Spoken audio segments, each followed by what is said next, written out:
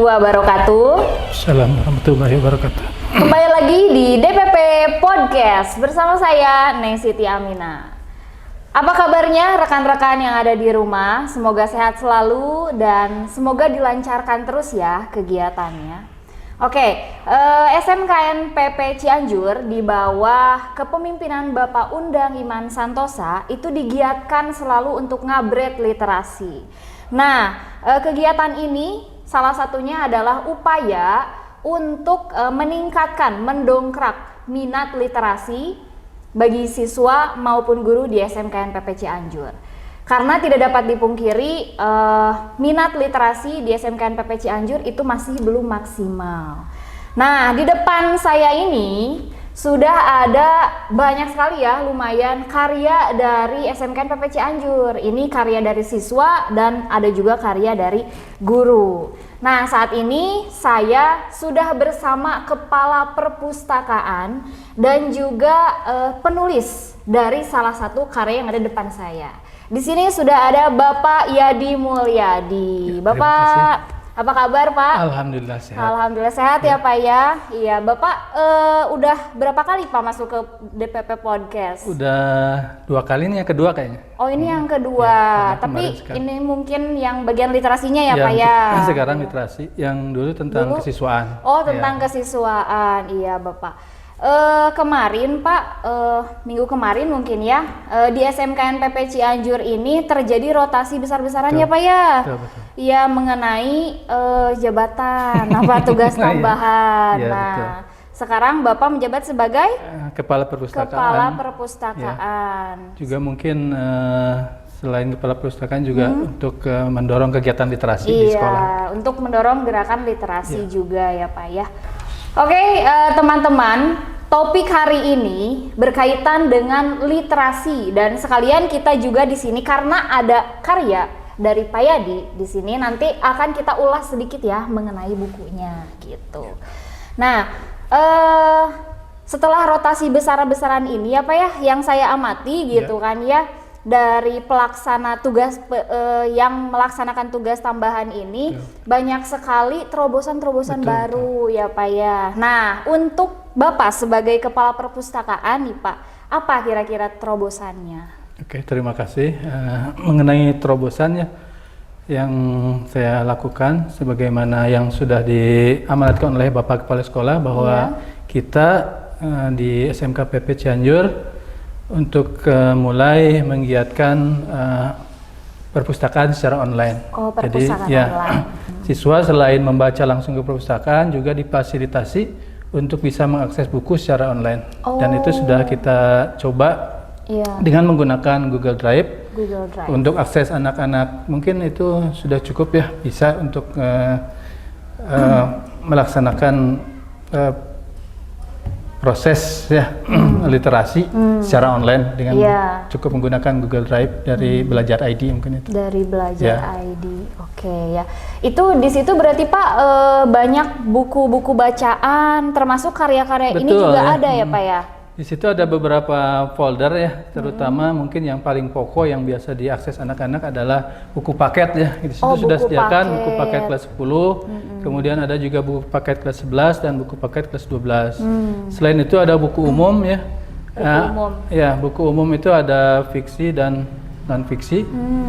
Selain itu ada karya kita. Di situ di karya kita ada 2 bagian, yaitu buku ya, buku yang ada di sini. Itu insya Allah bisa diakses secara online ya, pada folder karya kita, folder buku. Nah, selain itu juga untuk artikel ya, artikel yang biasa kita akses secara online melalui web DPP ataupun Berita Distrik ya, itu juga bisa diakses di folder artikel, itu di set per bulan. Di situ ada, bisa diakses oleh semua warga DPP. Bisa diakses, iya. Program ini bagus sekali ya Pak ya. Ya, mudah-mudahan. Iya. Tapi apakah sudah merata Pak ini? Sudah ini tahu? Mungkin baru ini ya, baru perdana ya, baru awal-awal kita coba. Mungkin salah satu terobosan untuk mempromosikannya mungkin di acara di setiap hari Rabu itu ada kegiatan literasi pagi hari. Nah itu mungkin nanti akan disampaikan ke wali kelas agar mengakses ya, terutama Mengakses, ya. kalau internetnya memungkinkan untuk mengakses buku-buku secara online. Buku-buku gitu. Di secara setiap hari online. Rabu nanti Iya, kita iya. mungkin bisa monitor ya berapa banyak yang dibaca setiap di hari kegiatan literasi tersebut gitu. Oh gitu. Nanti ketahuan gitu Pak yang Mungkin kelihatan ya, terbacanya? bisa Oh. kelihatan dari jumlah kliknya di situ berapa oh ya. iya betul Jumlah betul klik betul di ya. Jadi Bitly nanti, itu kan ya. bisa tahu dari situ ya Iya, Pak ya. betul, betul. Oke, Bapak ini kan sebetulnya kegiatan literasi itu ada ketika Pak KS datang ke sini ya Pak ya mungkin atau memang sudah sebelumnya juga memang sudah ada ya Oh, gerakan sudah ada. literasi ya GLS waktu itu dipimpin oleh Bu Agus Riyati Oh, yang sekarang sudah menjadi ada. pengawas ya. Iya, iya, Kemudian lebih itu lagi lebih diperkuat lagi dengan diperkuat adanya Pak KS. lagi. Oh, seperti itu. Ya. Iya. Untuk jadwal literasi gitu ya Pak ya untuk anaknya ataupun gurunya itu memang ada ya Pak Ada ya? ya? Iya betul, itu tiap minggu ya secara bergiliran Tiap baik minggu. guru maupun siswa mendapat jadwal untuk berliterasi ya, terutama menulis menghasilkan karya-karyanya. Menghasilkan Demikian. karya-karyanya. Karya-karyanya boleh apa aja nih Pak? Boleh ya, bisa artikel, kemungkinan yang sering ditulis itu artikel ya. Artikel, mungkin ya. itu lebih mudah untuk ditulis ya. Hmm, Kemudian ada juga mungkin yang cerpen ya, atau cerpen, puisi ya. Puisi ya. Bisa aja. Jadi tidak terbatas hanya di artikel ya Pak ya? Ya betul, tidak hanya artikel. Iya. Untuk temanya Pak ini? Temanya kebetulannya untuk Apa harus selalu pendidikan gitu kan ya? Atau itu gimana Pak? pertanyaan yang bagus ya. Kemarin kita temanya sebenarnya bebas ya supaya memudahkan bagi Iya, penulis. betul. Tapi ada ide untuk ke depannya kita akan menyesuaikan tema sesuai kegiatan atau hari-hari peringatan di bulan tersebut. betul. Misalnya November kita coba mendorong tema kepahlawanan untuk Hari Pahlawan ya. Kemudian juga kan ada Hari Guru. Nah, tema-tema itu mungkin Iya, ke depannya betul, akan betul. disesuaikan dengan jadwal apa namanya Disesuaikan kegiatan dengan jadwal, iya. ya di bulan tersebut begitu. Bagus ya Pak, jadi lebih diarahkan Ya, lagi betul. gitu kan ya. Itu juga tidak harus memaksa sih, biasa Ya, usahakan kalau bisa ya, kalau diusahakan bisa kalau sesuai bisa. dengan tema. Tapi kalau tidak juga Tapi kalau tidak misalnya apa-apa. ya Ya. Yang memang penting mentok, yang ya. penting berusaha untuk Iya. berkarya gitu. Iya, yang penting mencoba usaha, gitu betul. kan ya, berusaha lalu mengumpulkan lah Nah, ya. Pak. begitu, Iya, ya. begitu. Nah, mudah-mudahan program tersebut kedepannya bisa terus berjalan lancar, Iya, mudah-mudahan. terus bisa merata ke seluruh bagian yang ada di SMKNPP Cianjur gitu. Terus juga lebih banyak lagi karya-karya yang ada di dalamnya gitu ya Pak ya. Nah ini mungkin Pak salah satunya buku-buku ini kan karya dari siswa dan ya. juga guru ya. ya Pak ya. Nah di sini kebetulan ada salah satu karya dari Pak Yadi ya. Betul, betul. Ya, judulnya Krama Dangsa Sebagai konsep hidup. sebagai sebuah konsep konsep hidup. Nah ini sebetulnya kalau misalnya dilihat gitu ya agak berat gitu kan, betul nggak Pak? Betul, memang ini Nah, materi yang bagaimana, Pak? dibahas agak cukup berat ya. Ini sekitar mungkin di wilayahnya ke arah kan ya antara psikologi sama filosofi mungkin ya. Psikologi dan filosofi. ke arah situ.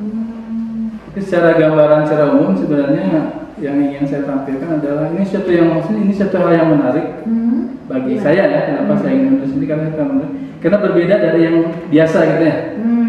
Katakanlah out of the box gitu. Luar dari biasa. Iya, iya. Itu kira-kira kalau gambarannya antara realita dan cerita, kira-kira seperti itu ya. Realita dan cerita. Di kehidupan kita ini kan kita anggap sebagai realita, betul nggak? Iya, Kita betul. realita ya. Betul. Nah, ternyata dalam konteks ini ternyata yang disebut realita itu sebenarnya hanya sebuah cerita, gitu. Realita itu. Iya, ternyata hanya sebuah agak bingung kan?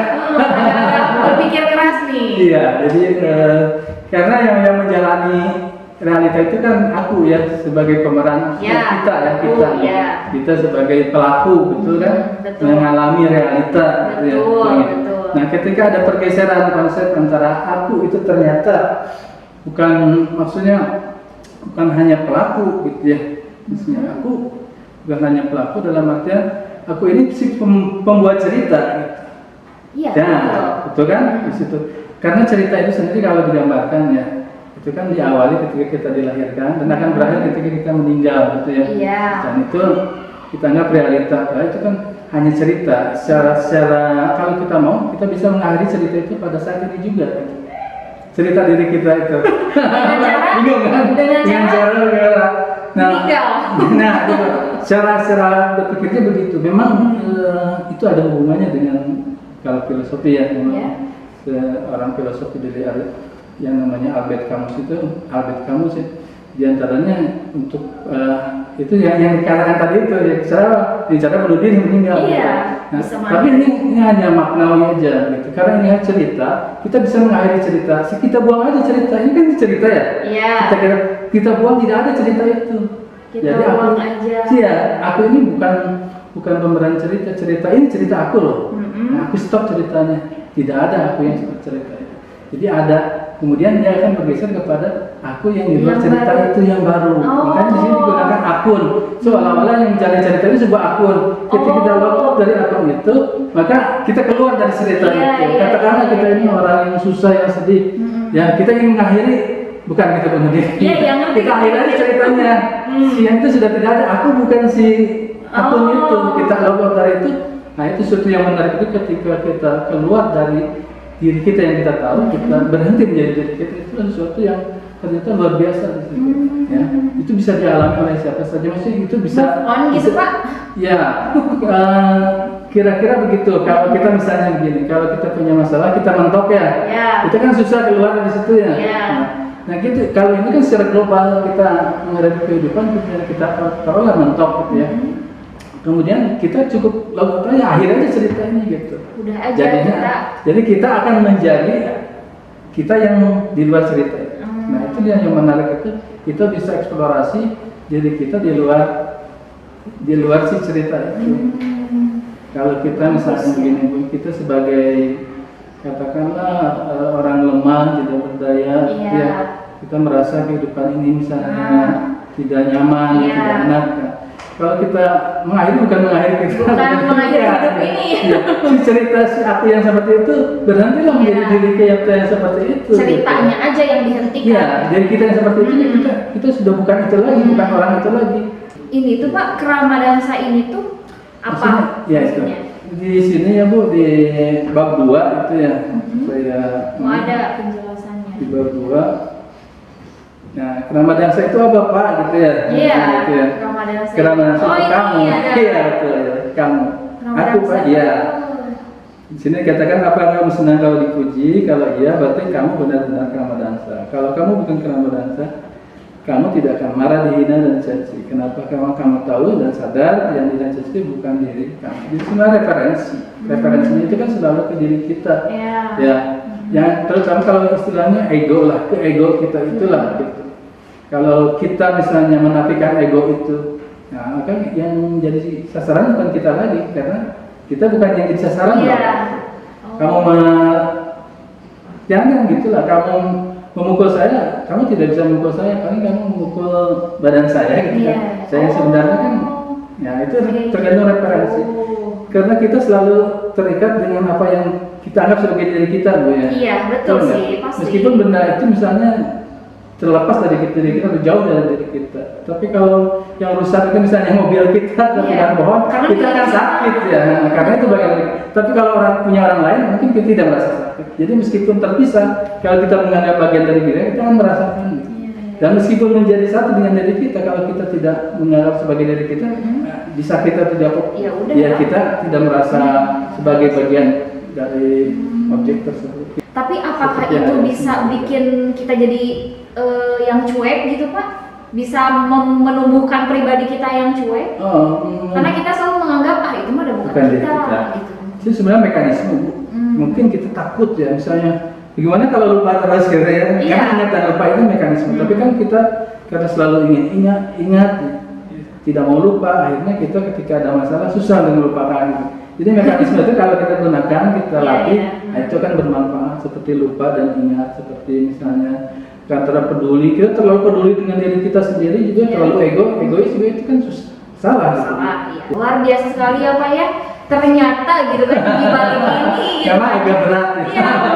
Pas baca Pak pertama wah apa nih gitu kan, sebuah konsep hidup wah kayaknya berat gitu kan bahasanya gitu. Tapi setelah dijelaskan barusan oleh Pak Yadi gitu lumayan dan kayaknya nanti akan sedikit membantu gitu ya dicoba ya. Kita juga perlu masukan Bu, ingin kalau ada yang nanya atau apa tentang hal ini supaya bisa didiskusikan. Iya, Bapak kita tidak bisa membahas satu-satu ya karena terlalu banyak gitu. Iya, lain waktu mungkin ya Pak ya. Terima kasih Bapak atas kesediaannya mengikuti podcast kali ini, sharing-sharing mengenai isi bukunya ya Pak ya, lumayan gitu kan ya. Terima kasih Bapak sekali lagi. Ya begitulah sahabat DPP semuanya. Mudah-mudahan podcast ini bermanfaat untuk kalian semua, memberikan inspirasi, motivasi untuk kalian semua di rumah. Terima kasih Bapak sekali lagi. Terus saksikan DPP Podcast kita ya. Jangan lupa di komen, subscribe dan like-nya. Oke, terima kasih. Wassalamualaikum warahmatullahi wabarakatuh. Waalaikumsalam.